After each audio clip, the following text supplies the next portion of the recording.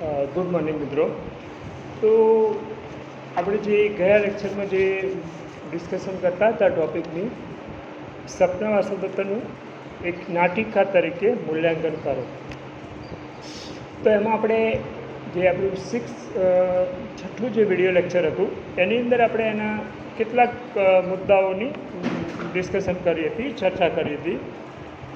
શરૂઆતમાં આપણે જે મુદ્દાઓ જોઈશું તો પ્રસ્તાવના, પછી વસ્તુ સંકલન, નાટ્યાત્મક વક્રોક્તિ અને મનોવૈજ્ઞાનિક નિરૂપણ, ત્યાં સુધી આપણે ટૉપિકની ડિસ્કશન કરી હતી. હવે ત્યાંથી ક્રમશઃ આગળ વધીશું. તો આજના જે મુદ્દાઓ છે જેની ડિસ્કશન આપણે આ 7th વિડીયો લેક્ચરમાં કરવાની છે એ છે પાત્રલેખન, રસ, રંગભૂમિની ક્ષમતા, સંવાદો અને ઉત્સાહ. તો હવે આપણે ક્રમશઃ સ્ટેપ બાય સ્ટેપ આગળ વધીશું. તો એવું કહેવાય છે કે મિત્રો કે કોઈ પણ નાટકની સફળતાનો આધાર એના પાત્રોની જે નાટકમાં આવતા વિવિધ પાત્રો છે એ પાત્રોની ગૂંથણી ઉપર છે. આમ જોવા જઈએ તો આ સપના વાસદત્તમ નાટક એક પાત્ર પ્રધાન નાટક છે. કવિના મનમાં પ્રસંગોના આલેખન કરતાં મુખ્ય પાત્રોના વિકાસમાં વિશેષ રસ છે. આ નાટકનું દરેક પાત્ર સુરેખ અને સ્પષ્ટ રીતે જુદા પડી આવતા વ્યક્તિત્વવાળું છે. પાત્ર વિકાસ અહીંયા મનોવૈજ્ઞાનિક ઢબે કરવામાં આવે છે. આ નાટકમાં વાસદત્તાનું પાત્ર મુખ્ય છે. મુખ્યત્વે તેની આજુબાજુ જ નાટ્ય કાર્ય ચાલે છે. કહેવાનો મિનિંગ એવો છે કે સમગ્ર સપના વાસદત્તમ નાટકની જે કથા છે, મીન્સ જે સ્ટોરી છે, એનું મુખ્ય કેન્દ્રબિંદુ વાસદત્તા નામનું પાત્ર છે. તો એની આજુબાજુમાં જ બનતા ઘટનાઓ, પ્રસંગો નું જે જુદા જુદા બનાવો એ બધાનું કેન્દ્રબિંદુ વાસદત્તા છે. અને એની આજુબાજુ જ એમ કે કવિ નાટકની જે પ્રસંગો અને કાર્ય છે એ ચલાવે છે. આ નાટકના બધા જ પાત્રો ઉચ્ચ અને માનવતાપૂર્ણ છે.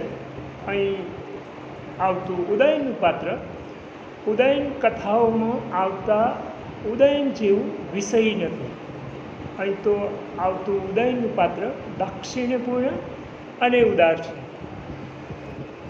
આ નાટકમાં આદિથી અંત સુધી સ્થિતિ નવા નવા આવેગો ઊભા કરે છે અને તેના લીધે કુતૂહલ અને સંશય રહ્યા કરે છે. છતાં માનવ અને માનવની ઈચ્છા, માનવ અને દેહની ઈચ્છા વચ્ચે અથડામણ જોવા મળતી નથી, અથવા તો આ નાટકમાં નથી. અહીં એક પ્રબળ ઈચ્છાશક્તિ પ્રવર્તે છે. એ ઈચ્છાશક્તિ નિશ્ચિત ધ્યેય તરફ ગતિ કરે છે. કેટલાક વિદ્વાનો સંઘર્ષ કરતાં પણ ઈચ્છાશક્તિને નાટકનું વધારે મહત્ત્વનું જીવભૂત તત્વ માને છે. પાત્રલેખનમાં જોઈએ તો અહીંયા આવતું જે વિદૂષકનું પાત્ર છે એ ખાવધરા સ્વભાવનું અને હાસ્ય માટે જાણે કે એની રચના કરવામાં આવી હોય એવું આપણને લાગે છે. છતાં પણ સપના વાસદત્તમમાં નાટકમાં જોવા મળતું જે વિદૂષકનું પાત્ર છે અત્યંત હોશિયાર અને બુદ્ધિ ચાતુર્યવાળું છે. એ ઘણીવાર મુશ્કેલીમાં મુકાતા ઉદયનને બચાવવાનો પ્રયાસ કરે છે, અથવા તો ઉદયનને પોતાના બુદ્ધિ ચાતુર્ય વડે બચાવે છે. તો અહીંયા આવતું જે વિદૂષકનું પાત્ર છે એ માત્ર હાસ્ય કે મનોરંજન માટે નથી. પ્રાય સંસ્કૃત નાટકોમાં વિદૂષકનું જે પાત્ર છે એને માત્ર હાસ્ય અને મનોરંજન માટે જ એને મૂકવામાં આવે છે. છતાં ભાસનો જે સપના વાસદત્તમનો જે વિદૂષક છે એ માત્ર હાસ્ય માટે નથી.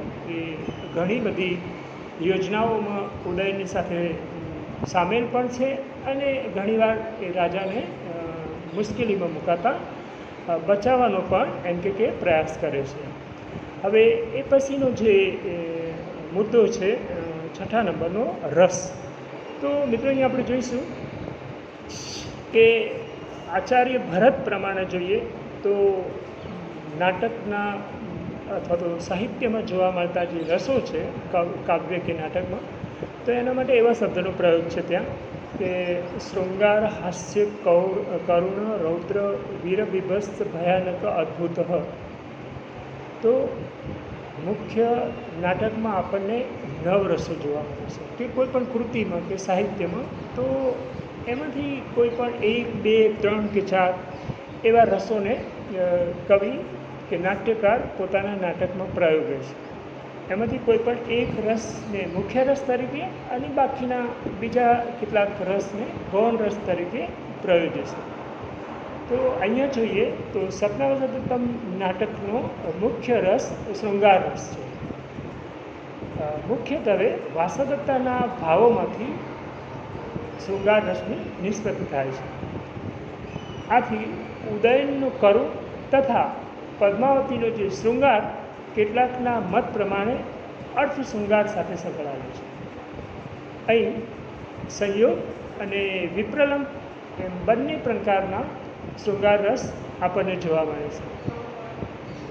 સમગ્ર નાટક પરિસ્થિતિઓ ઊભા કરેલા ઉજળા હાસ્યથી ગૂંથાયેલું છે. એવું કહેવાય છે કે જો નાટકમાં રસની જો યથાયોગ્ય છણાવટ કરેલી ન હોય તો ઘણીવાર નાટક હાંસીને પાત્ર પણ બને છે. અને રસની યોગ્ય ગૂંથણી અને રસને યોગ્ય જગ્યાએ રસનું નિરૂપણ કરવામાં આવે તો નાટક એક અદ્ભુત નાટકનો નમૂનો બની રહેશે અને એમ કે વિદ્વાન વર્ગમાં અતિશય આદર પ્રાપ્ત થાય છે નાટકનો. તો પરિણામે રસ છે એ નાટકનું એક આવશ્યક તત્વ છે અને એનો યથાયોગ્ય પ્રયોગ નાટકમાં કરેલો હોવો જોઈએ એવું કાવ્યશાસ્ત્રીઓનું વિધાન છે અથવા તો એવું કાવ્યશાસ્ત્રીઓ આપણને કહે છે. હવે એ પછીનો મુદ્દો છે રંગભૂમિની ક્ષમતા. તો અહીંયા આપણે જોઈશું કે આ નાટકને રંગભૂમિ ઉપર ભજવાતું ન કલ્પીએ અને માત્ર વાર્તા રસથી વાંચીએ તો પણ નાટક ફીકું લાગવાનો સંભવ છે. અહીંયા સંવાદના 2 વાક્યો વચ્ચે અભિનેતાઓનો એમ કે આંગિક અભિનય અને તેને રંગભૂમિ ઉપરનું સંચાલન કલ્પવાનું છે. આપણે જોઈએ છીએ કે અભિનયના જુદા જુદા પ્રકારો છે: આંગિક, વાચિક, સાત્વિક અને આહાર્ય. તો અહીંયા એમ કહેશે કે ઘણીવાર જ્યારે 2 વાક્યો વચ્ચેનો સંવાદ આપણને આવે તો એ અભિનેતાનો જે આંગિક અભિનય છે, બરાબર, તો એમ કે જે અંગો દ્વારા હલનચલન, શબ્દો દ્વારા સિવાય અંગો દ્વારા હાથ, મુખ, પગ વગેરે દ્વારા, તો તેનું રંગભૂમિ ઉપરનું સંચાલન આપણે કલ્પવાનું છે, મીન્સ એની કલ્પના કરવાની છે. ત્રિલક્ષી જે દ્રશ્યો છે એ ત્રિલક્ષી દ્રશ્યોની સંપૂર્ણ સજાવટમાં રંગભૂમિ ઉપરના પ્રત્યેક પાત્રની ક્રિયાઓને કલ્પવામાં પાત્રોનો પ્રવેશ કે નિર્ગમનની ઝડપ કે મંદતામાંથી નાટ્યાત્મક અસરો નિર્જાવામાં એમ ઘણી બધી બાબતોમાં કવિના જ્ઞાનની કસોટી થાય છે. અહીં આપણે જોઈશું કે નાટકમાં જોવા મળતા કેટલાક દ્રશ્યો એવા હોય છે જેને આપણે રંગભૂમિ ઉપર એમ કે ન બતાવી શકીએ અથવા તો રંગભૂમિ ઉપર રજૂ ન કરી શકીએ. ફોર એક્ઝામ્પલ કહીએ તો નાટકમાં જોવા મળતું, માનો કે વરસાદનું દ્રશ્ય છે, અગ્નિનું દ્રશ્ય છે, તો જો નાટકમાં અગ્નિના દ્રશ્યનો જો પ્રયોગ કરવામાં આવે તો એનો જે સભા મંડપ છે કે જે નાટકને ભજવવાનું જે સ્ટેજ છે એ બળીને ખાખ થઈ જાય, આગળની નાટકની જે કાર્યવિધિ છે એ ન ચાલે. એટલે પરિણામે અગ્નિનું દ્રશ્ય નાટકમાં ન ભજવી શક્યા. ઘણા બધા બીજા એવા દ્રશ્યો છે, વરસાદનું દ્રશ્ય પણ એવું છે.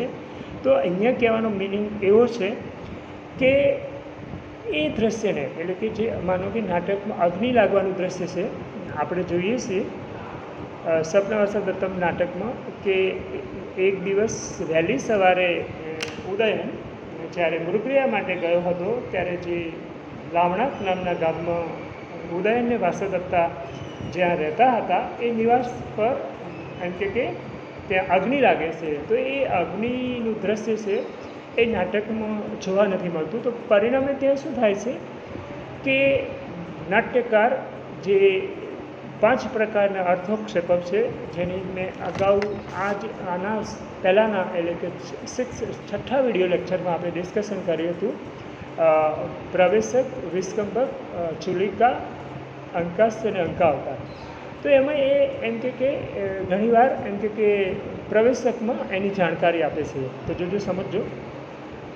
પ્રવેશકમાં નાટ્યકાર શું કરે છે કે અગાઉ બની ગયેલા પ્રસંગો કે ભવિષ્યમાં બનનારની ઘટનાઓની જાણકારી પ્રેક્ષકોને પડદા પાછળથી આપવામાં આવે તો એને પ્રવેશક કહે છે. તો મિત્રો અહીંયા ફોર એક્ઝામ્પલ આપણે જેનું લેતા હતા અગ્નિના દ્રશ્યનું, તો એનું એક પાત્ર દ્વારા આઈ થિંક સૂત્રધાર પણ હોઈ શકે કે પારિપાર્શ્વિક પણ હોઈ શકે. તો એના દ્વારા એમ કે અથવા તો કોઈ પાત્રના મુખે કોઈ પણ એમ કે આ વાક્યને મૂકીને એમ કે નાટ્યકાર એમ કે એને પ્રેક્ષકોને જાણ કરી શકીએ કે ભાઈ આ રીતનું એમ કે ઘટના બની છે. તો એ પ્રવેશકમાં એનો સમાવેશ કર્યો છે.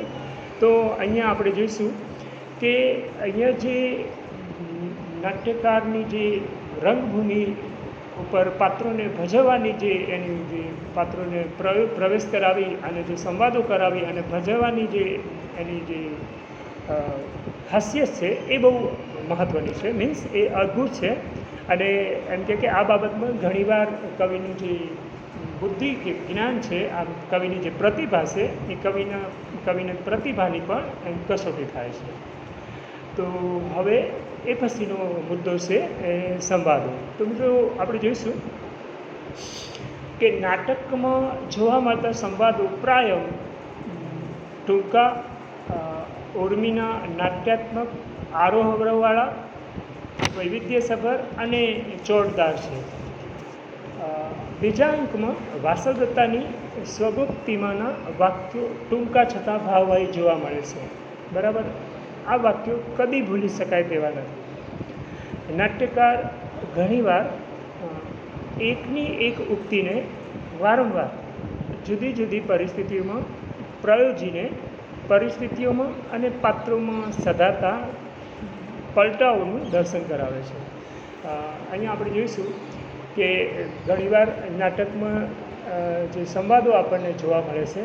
તો એમ કે જ્યારે કોઈ એક નાટક સ્ટેજ પર ઉપસ્થિત હોય અને જ્યારે એમ કે બીજું નાટક ત્યાં પ્રવેશે, ફોર એક્ઝામ્પલ આપણે લઈએ કે જ્યારે વાસુદત્તા એમ કે ત્યાં બીજા અંકમાં આપણું જે ઘટના છે એ બીજા અંકનું જે કૌતકમાલા ગૃહન પ્રસંગ છે. તો ત્યાં દાસીઓની હાજરીમાં એમ કે વાસુદત્તાને પુષ્પો દાસી જ્યારે એમ કે વીણીને આવે છે અને પછી એને પુષ્પમાલા ગૂંથવાનું એમ કે કામ સોંપવામાં આવે છે. તો એ કામ વાસુદત્તાને પદ્માવતી દ્વારા સોંપવામાં આવે છે. તો હકીકત છે કે એ કામ વાસુદત્તા કેટલીક વસ્તુ જાણતી હોવા છતાં પણ એ કામ એની ઈચ્છા ન હોવા છતાં પણ અનિચ્છાએ એટલે કે મને કરવું પડે છે. ઘણીવાર એવું પણ આપણને જોવા મળે છે કે રંગભૂમિ પર એક પાત્ર પ્રવેશ કરે છે અને જ્યારે એમ કે એ સંવાદ કરતું પાત્ર એમ કે એક પાત્ર પહેલેથી ત્યાં ઉપસ્થિત હોય છે અને જ્યારે બીજું પાત્ર પ્રવેશ કરે છે તો જે પહેલું પાત્ર હોય છે એ મુખ ફેરવી લે છે. તો એમ કે આ એક યોગ્ય એક નાટ્યસૂચનો નમૂનો નથી, અથવા તો યોગ્ય પાત્રોની જે એમ કે છે ને કે નાટ્ય જે સંવાદ છે એનો નમૂનો નથી. હકીકતમાં એક પાત્રનો સંવાદ એમ કે પૂર્ણ થયા પછી જ્યારે બીજું પાત્ર સંવાદ કરે તો એ પેલા પાત્રના પ્રત્યુત્તર કે આગળના નાટ્યની ક્રિયાવિધિ કે નાટ્યની ગતિને અનુસંધાનમાં હોવું જોઈએ. તો એમ કે સંવાદો એવા અદ્ભુત હોવા જોઈએ. એક પાત્ર બીજા પાત્રનું અનુસંધાન કરતું હોવું જોઈએ. ઘણીવાર આપણે એમ કે જોઈએ કે સંસ્કૃત નાટકોમાં કેટલાક નાટકો એવા પણ આપણને જોવા મળે છે કે જેમાં નાટકમાં નાટક જોવા મળે. તમારા માટે આ શબ્દ નવો હશે. મિત્રો, એક સંસ્કૃત રાઇટર છે જેનું નામ છે ભવભૂતિ કરીને. એને 3 કૃતિઓની રચના કરી છે. ઉત્તર રામચરિત, મહાવીર ચરિત અને માલતી માધવ. તો એનું જે ઉત્તર રામચરિત જે નામનું જે નાટક છે, તો એ ઉત્તર રામચરિત નાટકમાં એક ગર્ભાંગ નાટકનો પ્રયોગ આવે છે. તો જ્યારે સીતા માતા જ્યારે પૃથ્વીમાં પ્રવેશની તૈયારી કરે છે, તો ત્યારે આનો પ્રયોગ થાય છે. તો એમ કે જ્યારે નાટકની અંદર પણ જ્યારે કોઈ બીજી નાટકની રચના કરવામાં આવે તો એને મિત્રો ગર્ભાંગ નાટક કહે છે. બહુ અદ્ભુત પ્રયોગ આ ભવભૂતિ નામના નાટકકારે ત્યાં કર્યો છે. તો નાટકમાં સંવાદોનું પણ વિશેષ મહત્ત્વ છે. એક સંવાદ બીજા પાત્રના સંવાદનું અનુસંધાન કરતો હોવો જોઈએ, અને સંવાદ કલા અત્યંત દીર્ઘ પણ ન હોવી જોઈએ અને અતિશય ટૂંકી પણ ન હોવી જોઈએ. એ મધ્યમ કક્ષાની સંવાદ કલા હોય તો નાટક વિશેષ સફળ બનવાય છે, અથવા તો નાટકની એમ કે નાટકને જે કાર્યસિદ્ધિ છે એ યોગ્ય રીતે સાર્થક થાય છે. હવે અંતમાં આજના આ ટૉપિકના અંતમાં મિત્રો આપણે જોઈશું તો એમ કે ઉપસંહાર જોઈશું. તો મિત્રો એવું કહેવાય છે કે ભાસના બીજા નાટકોમાં કલાકારનો હાથ પરખાઈ આવતો હોવા છતાં સપના વાસદત્તમની સરખામણીમાં એ થોડો અપૂર્ણ લાગે છે. જોજો અહીં કહેવાનો મિનિંગ એવો છે કે ભાસના બીજા નાટકોમાં એમ કે જે બીજા નાટકોની ભાસે રચના કરી છે. ફોર એક્ઝામ્પલ લઈએ તો ઉદયન કથા ઉપર સપના વાસદત્તમ સિવાય પ્રતિજ્ઞા યુગંધરાયણ, જે આપણે કહીએ ઉદયન કથા ઉપર આધારિત નાટકો છે. ભાસના મહાભારત ઉપર આધારિત પંચરાત્ર, મધ્યમ વાયુ, કર્ણભાર, દૂત વાક્ય, દૂત ઘટોત્કચ, ઉરુભંગ એવા 6 નાટકો છે. એ સિવાય જોઈશું તો રામાયણ ઉપર પ્રતિમા નાટક અને અભિષેક નાટક છે. એ સિવાય આપણે જોઈશું તો અવિમારક, બાળચરિત એવા બીજા પણ નાટકો છે. તો અહીંયા કહેવાનું મિનિંગ એ છે કે સપના વાસદત્તમમાં જે કવિએ જે દરેક બાબતની છણાવટ કરી અને જે નાટકના પાત્રો, સંવાદો, મનોવૈજ્ઞાનિક નિરૂપણ, નાટ્યાત્મક વક્રોક્તિઓ, રસ, એ બધાનો જે એને એમ કે ઉલ્લેખ કર્યો, રંગભૂમિની ક્ષમતા, બરાબર, એ કથા વસ્તુની જે સંકલના છે એમ કે અદ્ભુત છે. તો એમ કહેશે કે એ બીજા એમ કહેશે કે બીજા સપના વાસદત્તમ કરતાં એમ કે થોડી અપૂર્ણ છે. તો કહેવાનો મિનિંગ એવો છે કે કદાચ બીજા નાટકોની રચના પછી, માનો કે ફોર એક્ઝામ્પલ આપણે લઈએ કે પ્રતિજ્ઞા યુગંધરાયણની રચના પછી સપના વાસદત્તમ નાટક, અથવા તો મહાભારત ઉપર આધારિત નાટકો પછી કે રામાયણ ઉપર આધારિત નાટકો પછી કદાચ આઈ થિંક ભાસે સપના વાસદત્તમની રચના કરી હોય તો સ્વાભાવિક છે કે કોઈ પણ નાટ્યકાર, કોઈ પણ કવિ કે કોઈ પણ લેખક એકાદ કંઈક એનામાં રહી ગયેલી કંઈક ત્રુટિઓ હોય કે કંઈક ખામીઓ હોય તો એના પછીની કૃતિમાં એ ચોક્કસ સુધારી લેવાનો પ્રયાસ કરે છે. તો ભાસે કેટલાક નાટકોનું સર્જન કર્યા પછી કદાચ એમ કે સપના વાસદત્તમની રચના કરી હોય તો અહીંયા એ બધાને એને ટાળ્યા છે, અથવા તો એ બધામાંથી એ બહાર આવી અને એક સુંદર અને અદ્ભુત નાટક આપણી સમક્ષ ભાસે રજૂ કર્યું છે, આપણી સમક્ષ લઈને આવે છે. તો અહીં આપણે કહીશું કે ઉદયન કથા ઉપર રચાયેલા આ બંને નાટકોમાંથી પ્રતિજ્ઞા યુગંધરાયણ અને સપના વાસદત્તમ, આ બંને નાટકોમાંથી એમ કહેશે કે કૌશલ્યની દ્રષ્ટિએ, કલા કૌશલ્યની દ્રષ્ટિએ સપના વાસદત્તમ ઉચ્ચ કક્ષાનું છે. અને પરિણામે જ પશ્ચિમના વિદ્વાન શ્રી કાળે સપના વાસદત્તમ નાટકને એક શ્રેષ્ઠ નાટક કહે છે. અહીંયા આપણે જોઈશું કે કોઈ પણ જે નાટ્યકારની જે નાટ્યકલા છે એ એના પોતાના ઉપર વિશેષ આધારિત હોય છે. કારણ કે નાટ્યકારે કયા સમયે નાટકમાં શું કરવું, કેવા આરોહ અવરોહના પ્રયોગ કરવા, કેવા પાત્રોનો પ્રયોગ કરવા, અને એ પાત્રોના મનમાં રહેલી અથવા તો પાત્રની જે માનસિક સ્થિતિ છે, પાત્રનો જે માનસિક સંઘર્ષ છે, એનું કઈ રીતે નિરૂપણ કરવું એ મહત્ત્વની બાબત છે. પ્રાય આપણે જોઈશું કે કેટલાક એકાંકી અથવા તો કેટલાક નાટકો ફોર એક્ઝામ્પલ આપણે લઈએ તો ભાસના મહાભારત ઉપર આધારિત જે નાટકો છે એ મોટાભાગે એકાંકી છે. તો ત્યાં એમ કે ભાસ કેટલીક કથા વસ્તુ માનો કે સમયની દ્રષ્ટિએ જોઈએ તો એકાંકી નાટક માનો કે પ્રાતઃકાળના સમયે શરૂ થયું હોય તો મધ્યાહન સુધી એ પૂર્ણ થઈ જાય એનો સમયગાળો. માનો કે મધ્યાહને એ શરૂ થયું હોય તો સૂર્યાસ્ત થતાં પહેલાં એટલે કે સંધ્યાના સમય પહેલાં કે સાંજના સમયે એ પૂર્ણ થાય છે. તો એમ કે એનો જે સમયગાળો હોય છે સીમિત હોય છે. પરિણામે એ સીમિત સમયગાળામાં જે પાત્રના મનમાં રહેલી જે કેટલીક બાબતો છે એને જે રજૂ કરવાની ક્ષમતા ભાસમાં અદ્ભુત છે.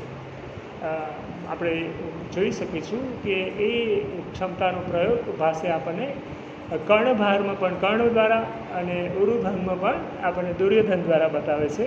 તો એમ કે આ એક અદ્ભુત કલા છે અને પરિણામે એમ કે દરેક નાટ્યકારોમાં એમ કે આ જોવા મળતી નથી.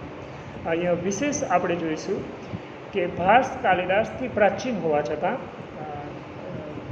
આઈ થિંક કાલિદાસને 4th થી 5મી સદી પણ ખાસ 4th સદીમાં મૂકવામાં આવે છે અને ભાસને આપણે 2જી સદીમાં મૂકીએ છીએ. ભાસ પહેલાં પણ એમ કહેશે કે જે અશ્વઘોષ છે એ અશ્વઘોષ 1લી સદીનો રાઇટર છે.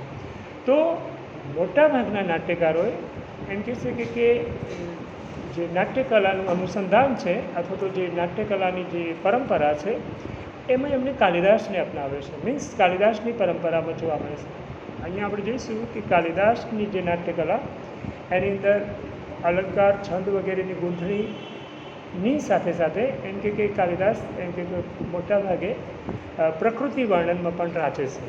જ્યારે ભાસનું જે નાટ્યકલા અથવા તો ભાસનું જે નિરૂપણ છે એ વાસ્તવિક છે. તો સંસ્કૃતના પાછળના રાઇટરોએ લેખકો કે કવિઓએ કાલિદાસ ઉપર વિશેષ રુચિ રાખી છે અને કાલિદાસની પરંપરામાં આગળ વધારે છે. ભાસની વાસ્તવિક નાટ્યકલાને મોટાભાગના સંસ્કૃત નાટ્યકારોએ એમ કે અપનાવી નથી. તો અહીંયા બીજા કરતાં એટલે કે ભાસ, ભભૂતિ, હર્ષવર્ધન, કાલિદાસ એ બધા કરતાં એમ કે અલગ છે. મીન્સ એનું અલગ પડે છે નાટ્યકલા. એટલે પરિણામે આપણે અહીંયા અંતમાં જોઈશું કે આ જે સ્વપ્નાવસર દત્તમ નાટક છે એ એક નાટિકા તરીકે એનું જે આપણે રસદર્શન આજે આ 7મા વિડીયો લેક્ચરમાં જોયું. તો હું એવું માનું છું કે હવે પછીનું જે આપણું જે વિડીયો લેક્ચર આવશે 8મા નંબરનું વિડીયો લેક્ચર, તો 8th વિડીયો લેક્ચરમાં આપણે હવે કોઈ પણ એક નાટકનું જે મુખ્ય પાત્ર છે એ મુખ્ય પાત્રના ઉપર આપણે ડિસ્કશન કરીશું અને એ જે હશે એ આપણા 3જા યુનિટની રચના હશે. આ વિડીયો લેક્ચર પણ આપણે બીજા યુનિટની રચના હશે. તો બીજા યુનિટમાં એનો સમાવેશ કરીશું.